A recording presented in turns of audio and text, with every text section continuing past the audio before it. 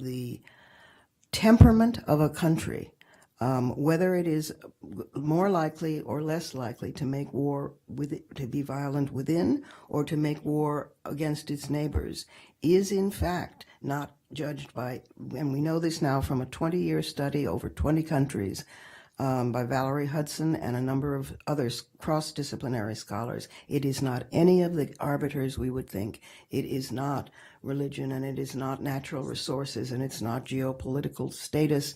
It is how the arbiter is how women are treated in that country.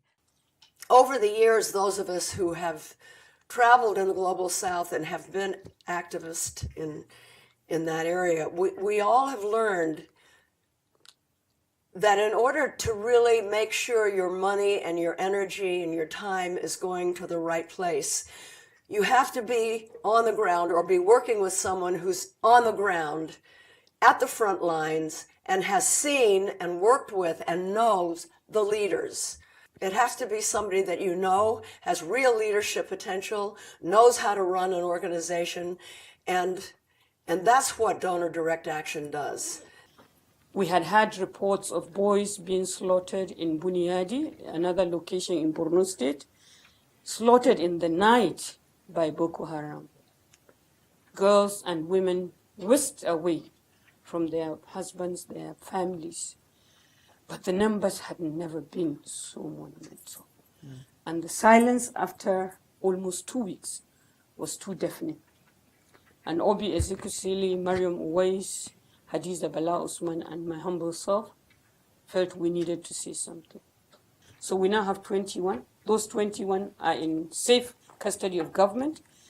I spoke with the Honorable Minister of Gender yesterday, and she confirmed to me that they are doing very well.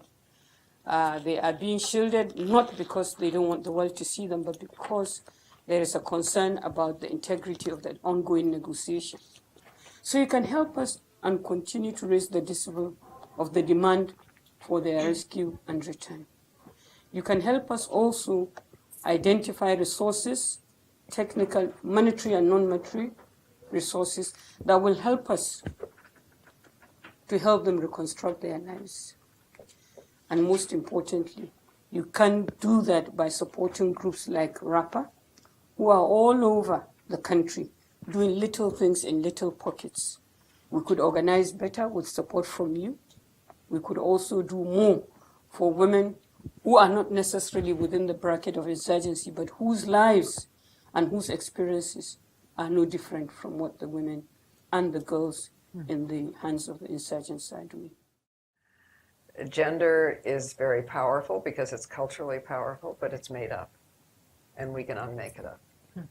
Race is powerful because, the good news about being human is that we're adaptable, and the bad news is that we're adaptable. So if we grow up with the hierarchy, we think it's inevitable, but it's not. We've made that up, and we can unmake it up.